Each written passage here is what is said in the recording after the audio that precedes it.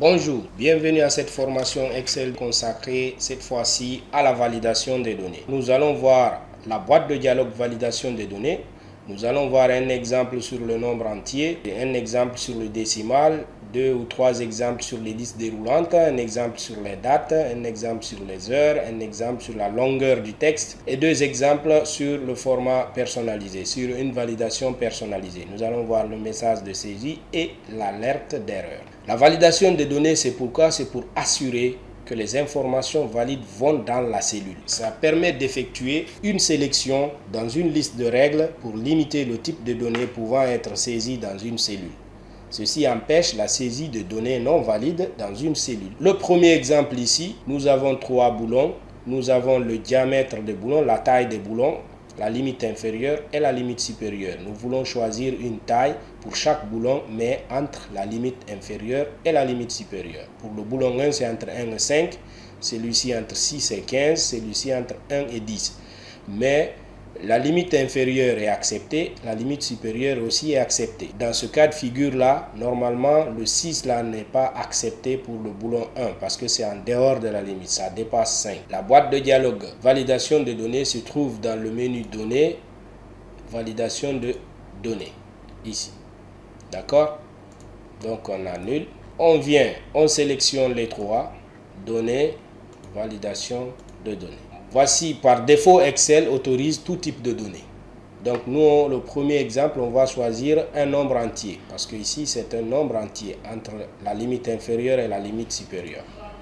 Donc nous allons voir un exemple sur tout ça là. Donc premier exemple, nombre entier. On choisit l'opérateur de comparaison ici dans la zone de texte données, entre valeur comprise entre la limite inférieure, le minimum, la limite inférieure.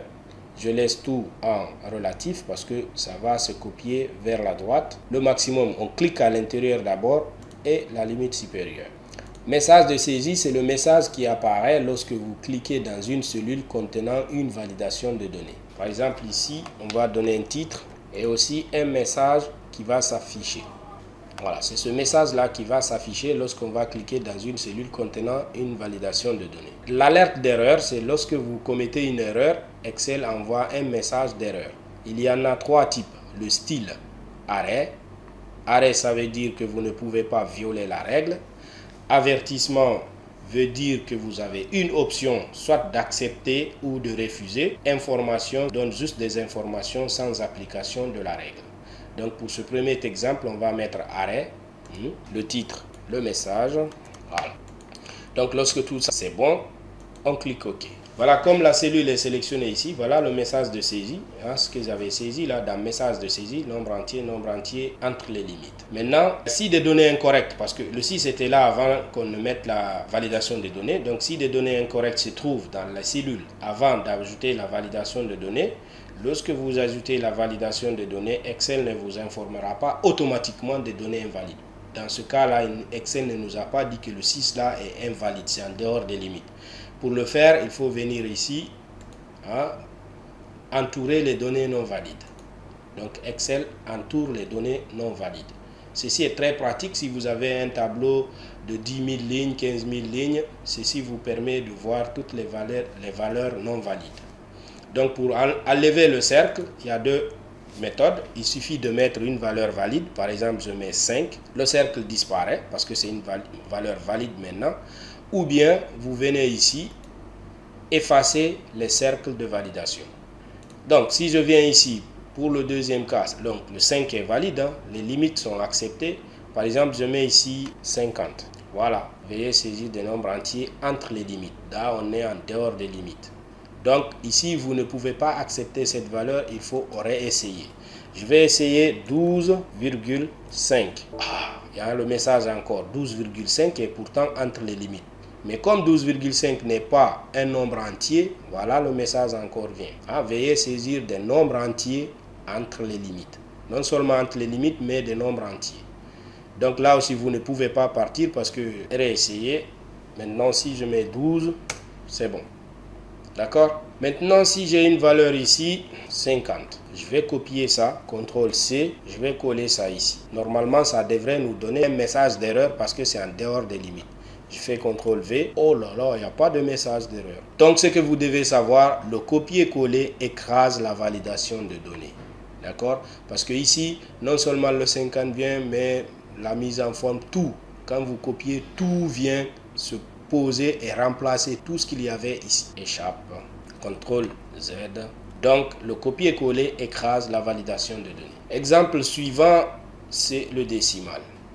Là, on va choisir un opérateur de comparaison et on définit les limites, comme tout à l'heure. Cette fois-ci, on va mettre l'alerte d'erreur sur avertissement.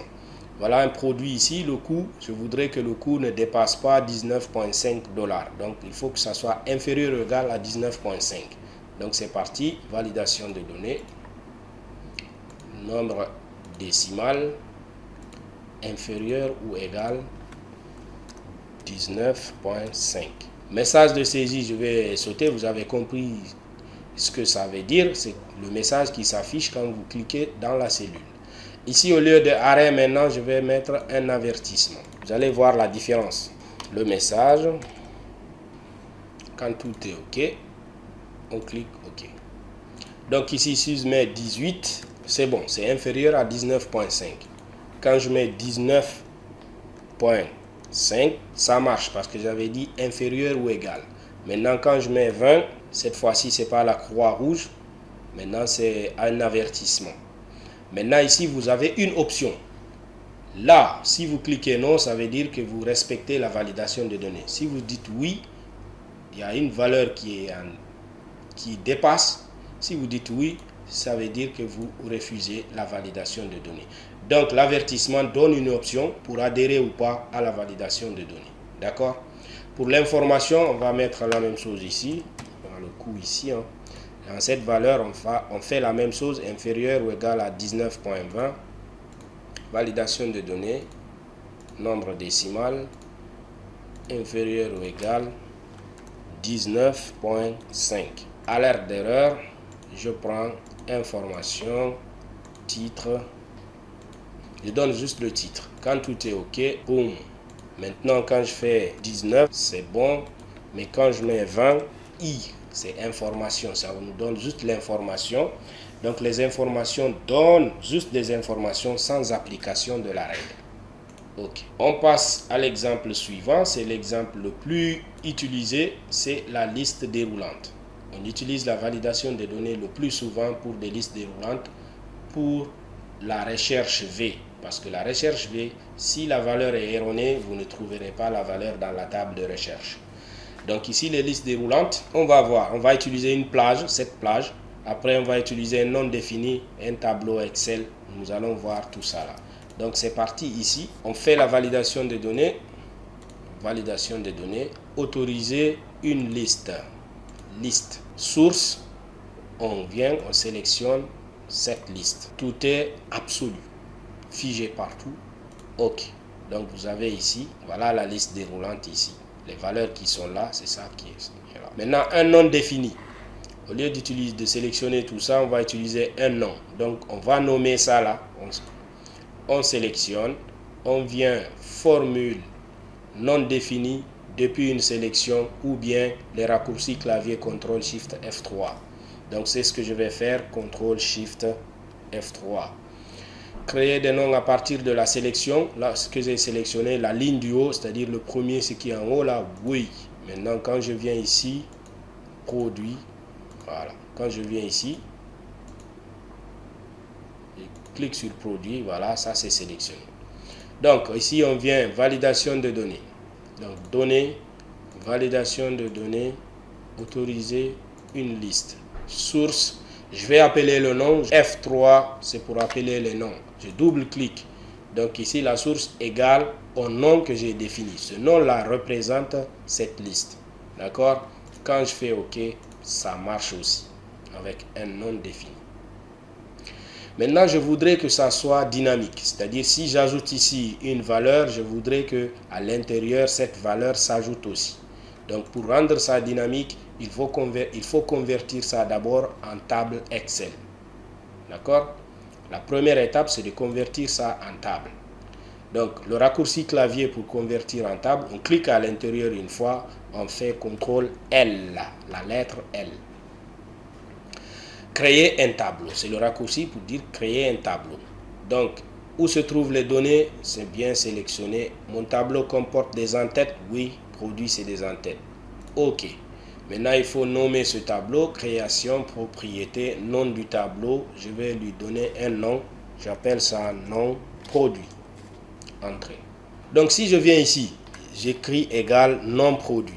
Nom produit, regardez, nom produit avec une table. L'étiquette ici, c'est une table. Donc, tabulation, nom produit, voilà, sélectionné. Ici. Maintenant, je vais copier ça. CTRL-C, échappe. Je viens donner validation de données. Autoriser une liste. Source, si je fais CTRL-V, nom produit, ça c'est du texte seulement. C'est un texte qui est là. Là, si je fais OK, ça, rien ne va se passer, ça ne marche pas. Maintenant, pour convertir ça en une référence à cette table, on va utiliser la fonction indirect. Hein? Indirect.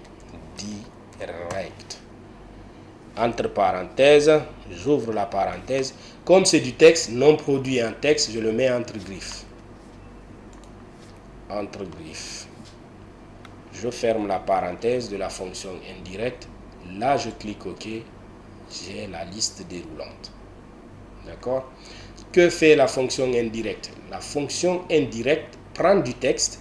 Tout à l'heure, c'était le nom produit, c'est un nom seulement, c'est du texte qui représente une référence. Voilà, ça là, ça représentait le tableau là.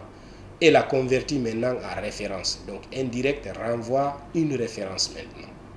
D'accord? Ok, ça c'est la méthode pour rendre ça dynamique. Dès qu'on ajoute ici une valeur, ça va s'ajouter ici automatiquement. On vient ici, la dernière valeur, je mets tabulation. Je vais ajouter un autre produit qui s'appelle n'importe comment, hein, TryFly. Je fais entrer. Normalement ici, voilà, le TryFly est augmenté automatiquement. Mais qu'est-ce qui se passe si je viens ici? Oh, c'est ajouté aussi. Oh, c'est ajouté aussi.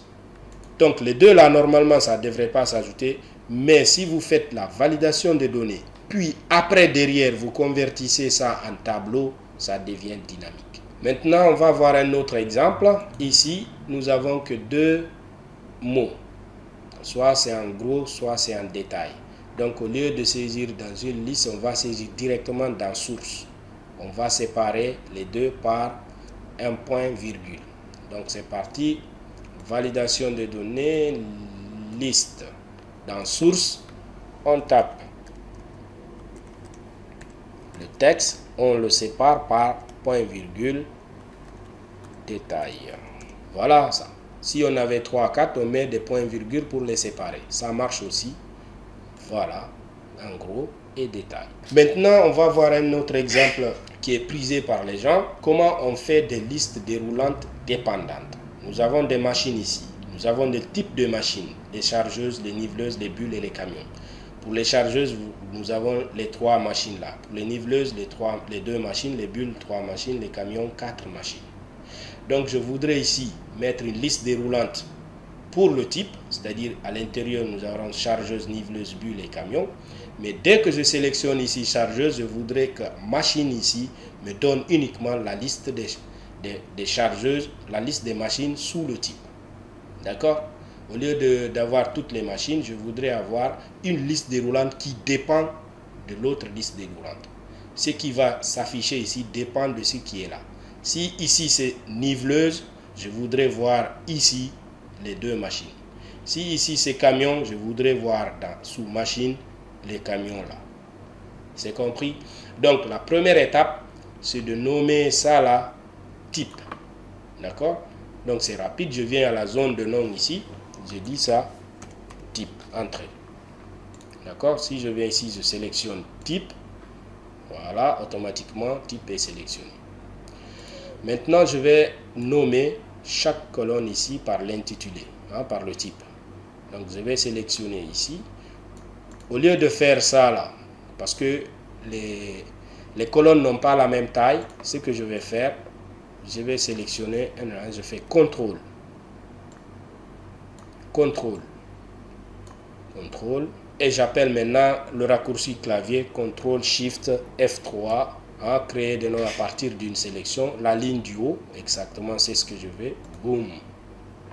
Maintenant si je viens ici, voilà, bulle, camion, chargeuse, niveleuse, voilà, chargeuse, voilà. Donc ici la validation de données, je mets ici pour le type, je vais liste, à la source ici j'appelle mes noms F3, donc type, ok, ok. Donc ici, voilà, il y a chargeuse, niveleuse, ainsi de suite. Chargeuse. Maintenant ici, je voudrais mettre ici une liste déroulante qui dépend de ce qui est là. OK. Donc, validation de données, liste. Au niveau de source ici, si je sélectionne ici directement, ceci c'est du texte. C'est un texte qui ne représente rien. C'est du texte. Maintenant, pour convertir ça en référence qui va se référer à cette liste, la fonction indirect vient au secours. Donc, indirect. J'ouvre la parenthèse et je ferme la parenthèse. Ici, je ne mets pas entre griffes parce que ce n'est pas du texte qui est là, c'est une référence de cellule. Donc, si c'était le nom chargeuse qui était écrit ici, j'allais mettre ça entre griffes. Donc, voilà. Dès que je clique OK, voilà, j'ai la liste des chargeuses uniquement. Maintenant, si je change, voilà, je peux choisir 0,62. Si je change ici, je mets camion, je reviens ici, je n'ai que la liste des camions ici. OK. Si j'ai ici le bulle, je viens ici, je n'ai que la liste des bulles. Voilà comment on crée des listes déroulantes dépendantes. Cette liste déroulante dépend de cette liste. Un autre exemple, nous allons voir, on va utiliser date, heure et texte. Longueur de texte, d'accord? Ici, la date doit être entre, voilà, le début et la fin, d'accord? Donc, je sélectionne tout. Validation de données. Date. Compris entre, je laisse ça. Date début, c'est ça. Et date de fin, c'est ça. Boum. Donc, si je prends une date ici, entre le 1er janvier au 31 janvier, si je prends le 5 janvier, ça marche. 14, ça marche. Maintenant, si je prends la même chose, je mets, au lieu de 2014, je mets 2000. Boum, message d'erreur. Allez, réessayer. Donc, je remets 2004. D'accord? Pour l'heure, c'est pareil. Donc ici, l'opérateur, je mets d'abord mes critères. Le critère ici, je veux que l'heure soit supérieure ou égale à 8 heures du matin. D'accord? Je sélectionne les trois. Validation de données. Maintenant, au lieu de date, c'est heure. Il faut que l'heure soit supérieure ou égale. OK? Donc, si je saisis 7 heures, ça ne marche pas. Il faut saisir 8 heures.